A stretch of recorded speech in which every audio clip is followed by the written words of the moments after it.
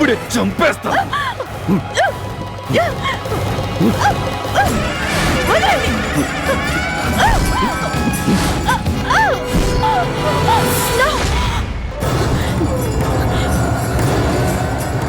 ఇప్పుడేం చేయాలి? ఈ గండ నుండి ఎలా బయటపడాలి?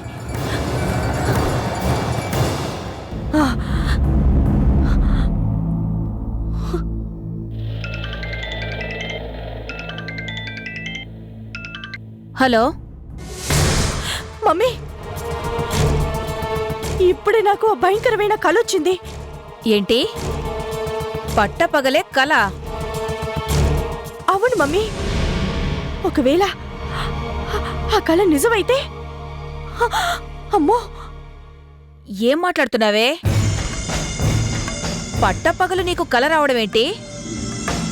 ఒకవేళ ఆ కల నిజం అవుతుందని నువ్వు భయపడ్డవేంటి? ఏంటే అసలు ఏమైంది నీకు? మెంటల్ ఎక్కుతోంది చాలా. నువ్వేనా ఇలా మాట్లాడుతోంది? నీకు తెలీదు మమ్మీ, ఇప్పుడు నేనెంత టెన్షన్లో ఉన్నానో. ఇన్నాళ్ళు అంటే నువ్వు చెప్పినట్టే బుల్డోజర్ లాగా అందరి మీద పెత్తనం చెలాయిస్తూ బ్రతికేశాను. కానీ ఇప్పుడు నిజం తెలిసాక ఆవేశంతో బావగారు సూటిగా నన్ను నిలదీస్తే ఎలా ఫేస్ చేయాలో అర్థం కావడం లేదు. పట్ట పగలే పీడ కలలు వస్తున్నాయి అంటే నా మనసు ఎంత డిస్టర్బ్ గా ఉందో. అర్థమైంది. ఇలాంటి కండిషన్లో నువ్వు ఆ ఇంట్లో ఉండడం అంత మంచిది కాదు. మమ్మీ, అవును, అలిసిపోయిన నీ మనసుకి కొన్నాళ్ల పాటు మనశ్శాంతి కావాలి. వెంటనే బయలుదేరి మన ఇంటికొచ్చేసాయి. సినిమాలు, షికార్లు, క్లబ్బులు, పబ్బులు మళ్ళీ వీటితో బిజీ అయితే కానీ నువ్వు నా కూతురు సౌందర్యవి కాలేవు. వెంటనే బయలుదేరు. Yes, you're right mummy. Thank you so much.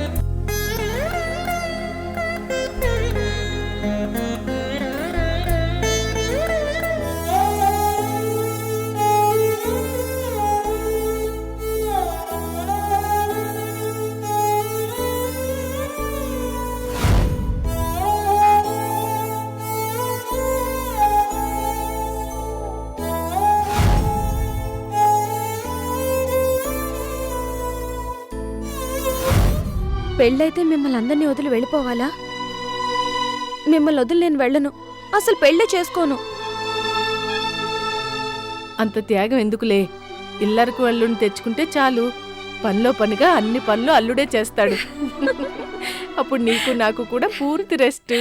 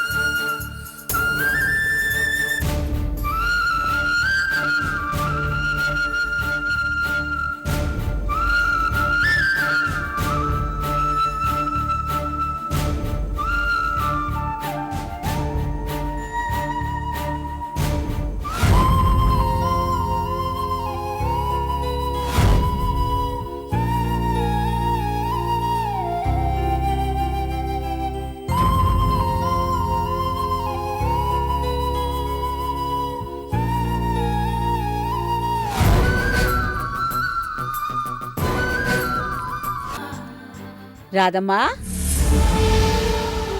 రా పిన్ని, కూర్చో. ఏంటి రాదమ్మా, నీకంత పెద్ద ప్రమాదం జరిగితే కనీసం నాకు కబురన్నా చేయలేదే? అది అదే నాకెవరో చెప్తే తెలియాలా? ఏ ఈ పిన్ని నీకంత పరాయిదైపోయిందా? అయ్యో, అది కాదు పిన్ని. ఏది కాదు? నీకు ప్రమాదం జరిగిందని తెలిసేసరికి నా ప్రాణం ఎలా కొట్టుకుందో తెలుసా?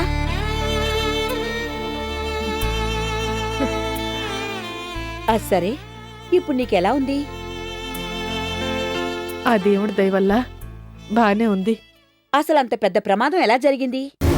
ప్రమాదం కాదు పిన్ని, హత్యా ప్రయత్నం. ఏంటమ్మా నువ్వు అనేది? అవును పిన్ని, ఆ రాక్షసి మమ్మల్ని సర్వనాశనం చేయాలని పగబట్టింది. ఎవరి గురించి నువ్వు మాట్లాడేది? ఆ సౌందర్యం ఉందే, దాని గురించే.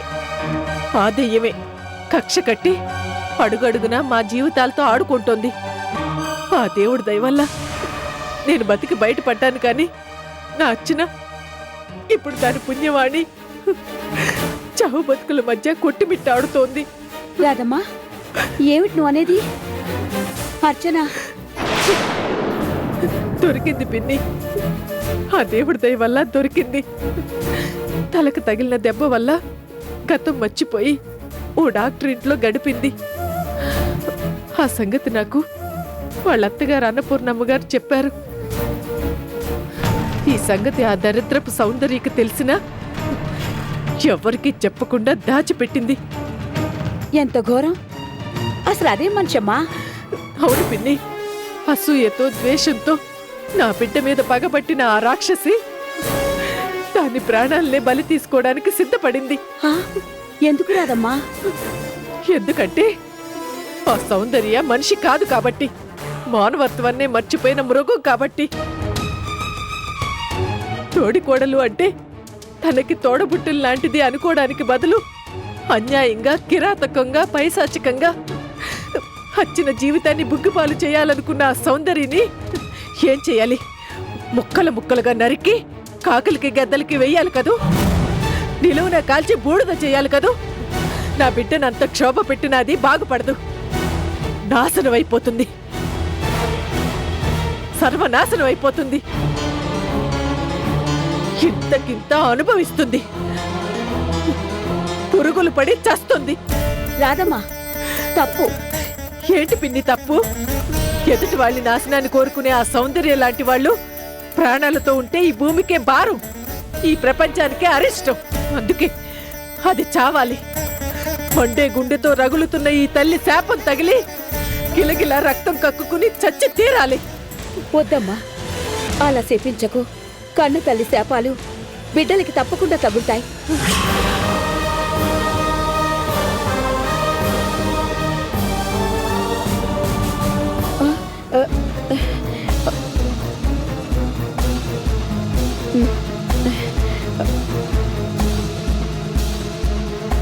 పిన్ని, ఏమన్నా? అది అది ఎంతైనా సౌందర్య కూడా నీ కూతుర్లాంటిదే కదా అని. పిన్ని, నిజం చెప్పు. అది మాకింత ద్రోహం చేసింది అని తెలుసు కూడా నువ్వు దాన్ని వెనకేసుకుని వస్తున్నావు అంటే ఏదో ఉంది. హా? ఏంటది? అబ్బే, అదేం లేదు రాదమ్మా. కాదు, నువ్వేదో దాస్తున్నావు. చెప్పు పిన్ని. ఏం లేదంటుంటే ఇప్పుడు చెప్పు, నా మీద ఒట్టేసి చెప్పు.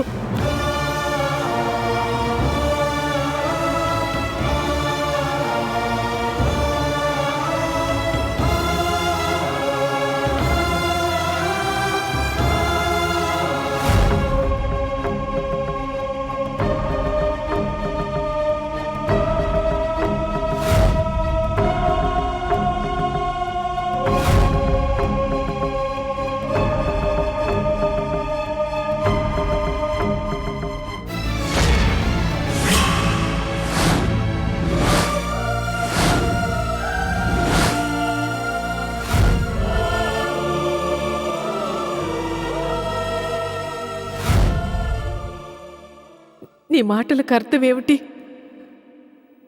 కన్న తల్లి శాపాలు బిడ్డలకు తగులుతాయి అని ఎందుకన్నావు?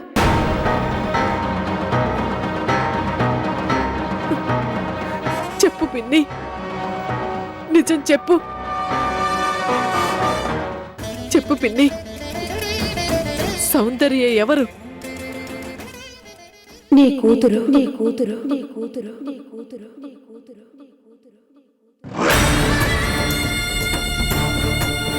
నీ రక్తం పంచుకు పుట్టిన నీ బిడ్డ.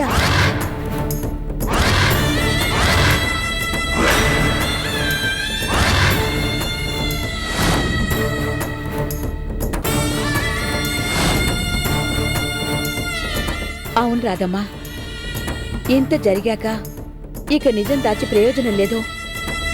అర్చన, సౌందర్య కవల పిల్లలు. నీ పేగు తెచ్చుకు పుట్టిన నీ బిడ్డలు.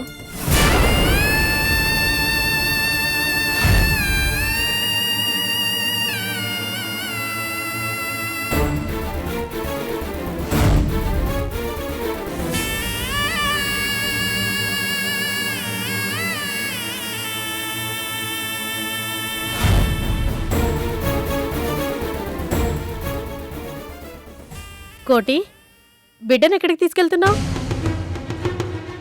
నా స్నేహితుడికి బిడ్డ పుట్టి చనిపోయింది. అయితే వాణ్ణి ఓదార్చాల్సిన బాధ్యత నాకుంది. ఉంటే ఈ బిడ్డను వాడికిచ్చి ఓదార్చుతాను. ఓదార్చటం అంటే త్యాగం చేయటమా? నేను త్యాగం అనుకోవటం లేదు, బాధ్యత అనుకుంటున్నాను. అందుకు నీకు హక్కుండాలిగా. ఒక తండ్రిగా నా బిడ్డల మీద నాకు హక్కు లేదా? బిడ్డకు జన్మనిచ్చిన తల్లి ఒకతుంది, ఆమెను అడిగి తీసుకువెళ్లాలనే ఆలోచన నీకు రాలేదా? నా స్నేహితుడికి న్యాయం జరగాలన్న ఆలోచన తప్ప నాకింకేం తెలియదు. అందుకు నీ భార్యకు అన్యాయం చేస్తావా? స్నేహం కోసం నేనేమైనా చేస్తాను. అదే స్నేహ ధర్మం నేననుకుంటున్నాను. నీతో జీవితాన్ని పంచుకున్న నీ భార్య పట్ల భర్తగా నీ ధర్మం ఇదేనా? వద్దు వద్దు కోటి, నీ బిడ్డకు అన్యాయం చేయకు. రాధకు బిడ్డ పట్ల ఉండే ఆ ముద్దు ముచ్చట్లను దూరం చేయకు. ఆ ముద్దు ముచ్చట్లు తీర్చుకోవడానికి తన దగ్గర ఇంకో బిడ్డ ఉంది. అందుకేనేమో భగవంతుడు నాకు కవలను ప్రసాదించాడు. ఎందుకోనయ్యా, ఓ తల్లి నుంచి బిడ్డను వేరు చేస్తుంటే చూస్తూ ఊరుకోలేకపోతున్నాను. అమ్మా, తల్లి మనసేమిటో మీకు తెలుసు. బిడ్డను పోగొట్టుకున్న ఒక తల్లి హృదయం ఎంత బాధపడుతుందో, ఎంత ఎగసి ఏడుస్తుందో మీకు తెలుసు. ఆ కన్నీళ్లు తుడిచే బాధ్యత ఒక స్నేహితుడుగా నాకు లేదా? ఒక మనిషిగా అది నా ధర్మం కాదా? అమ్మా, ఒక తల్లి ఒడిని ఖాళీ చేసి మరో తల్లి ఒడిని నేను నింపట్లేదమ్మా. ఇద్దరు బిడ్డలు చెరో తల్లి దగ్గర పెరగాలని నేను ఆశిస్తున్నాను. అది తప్ప అమ్మా? కాని ఈ నిజం రాధకు తెలిస్తే తట్టుకోగలదా? తట్టుకోలేదు. తనకి ఈ జన్మలో ఈ నిజం తెలియకూడదు. తనకొకే బిడ్డ పుట్టిందన్న అబద్ధంతోనే ఈ జన్మంతా బతకాలి. దానికి మీరు నాకు సహకరించాలమ్మా. రాధ దగ్గర ఎప్పుడూ ఈ ప్రస్తావన తీసుకురానని బిడ్డ మీద ప్రమాణం చేసి చెప్పండి.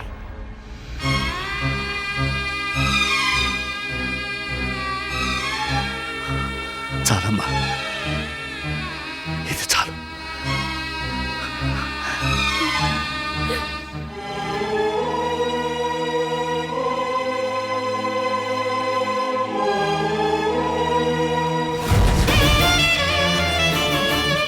రాధమ్మా, ఈ నిజాన్ని నీతో చెప్పాలని ఎన్నోసార్లు అనుకున్నాను. కానీ కోటి ఈ నిజం తెలిస్తే నువ్వెక్కడ బాధపడతావోనని పురిట్లో ఉండగా నేనిచ్చిన మాటను గుర్తు చేస్తూ నా నోరు తెరవకుండా చేశాడు. స్నేహం కోసం కన్న బిడ్డనే త్యాగం చేసిన గొప్ప మనిషమ్మా నీ భర్త.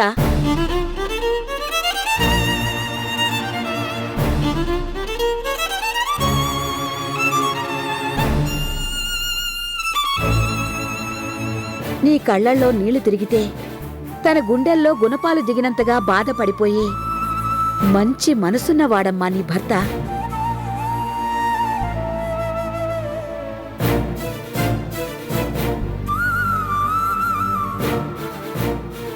అర్చన, సౌందర్య ఇద్దరూ తన కూతుర్లే అని తెలిసి కూడా ఏమీ చేయలేక అన్నిటినీ సహిస్తూ భరిస్తూ నిప్పులాంటి ఈ నిజాన్ని తనలోనే దాచుకుని పైకి మాత్రం నవ్వుతూ కనిపించే వెర్రి తండ్రమ్మా నీ భర్త. కాదు పిన్ని, వెర్రి తల్లిని నేనే. నా కడుపున మరో బిడ్డ పుట్టింది అన్న నిజాన్ని ఇన్నాళ్ళు తెలుసుకోలేక అదే బిడ్డ చేత ద్వేషించబడుతూ అసహించుకోబడుతూ నిస్సహాయంగా నాలో నేనే కుమిలిపోతున్న దౌర్భాగ్యురాల్ని నేనే. రాధమ్మ, ఎందుకు పిన్ని ఆయన నువ్వు కలిసి నన్ను ఇంత దగా చేశారు? అది కాదమ్మా. వద్దు, ఇంకేం చెప్పొద్దు. స్నేహితుడి కోసం ఆయన గారు ఇంకా పూర్తిగా కళ్ళైనా తెరవని నా బిడ్డని నాతో ఒక్క మాట కూడా చెప్పకుండా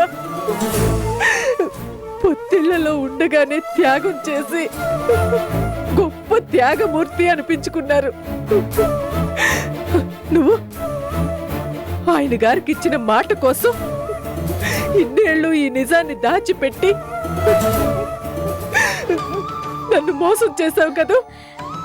రాధమ్మ, దయచేసి నేను చెప్పేది విను. ఏంటి పిన్ని నువ్వు చెప్పేది? ఏ నువ్వు కూడా ఓ బిడ్డని కన్న తల్లివే కదా. పొత్తిళ్లలో ఉన్న నా బిడ్డని నాకు దూరం చేయడం నీకు తప్పనిపించలేదు? పాపం అనిపించలేదు? చెప్పు పిన్ని, చెప్పు. రాధమ్మ, ఆనాటి పరిస్థితిని బట్టి అవునులే, ఇది కవల పిల్లలు పుట్టారు కదా, ఓ బిడ్డని ఇచ్చేస్తే తప్పేంటి అనుకున్నారు కదూ. 2 కళ్ళల్లో ఒక కన్ను పోతే ఏంటి అనుకున్నారు కదూ. ఈ గుండెల మీద అపురూపంగా పెరగవలసిన నా బిడ్డ కన్న తల్లి గుండెల మీద కసగా తన్నింది అంటే అందుకు కారణం ఎవరు? మీరే కదూ. తోడబుట్టిన అర్చున్ని ప్రాణంగా చూసుకోవడానికి బదులు దాని ప్రాణాల్ని బలి తీసుకునే అంత కిరాతకంగా మారింది అంటే అందుకు కారణం ఎవరు? మీరే కదూ. మనిషి రక్తం మరిగిన తోడేళ్ల మధ్య కుందేలు కూడా తోడేలుగానే మారుతుంది అంటారు. ఆ రాక్షసి ఆ సంగీత పెంపకంలో పెరిగినందుకే కదూ నా బిడ్డ ఉగ్గు పాలతోనే మా మీద పగని ద్వేషాన్ని పెంచుకుంది. అణువణువున అహంకారంతో రగిలిపోతూ ప్రతి క్షణం మా నాశనాన్ని కోరుకుంది. అయ్యో, అపాత్రదానం చేసి ఏం సాధించారు పిన్ని ఆయన గారు? కన్న బిడ్డ చేతే చెంపదెబ్బ కొట్టించుకోవడం కదూ. తోడబుట్టిన అక్క చెల్లెల మధ్య అగాధం సృష్టించడం కదూ.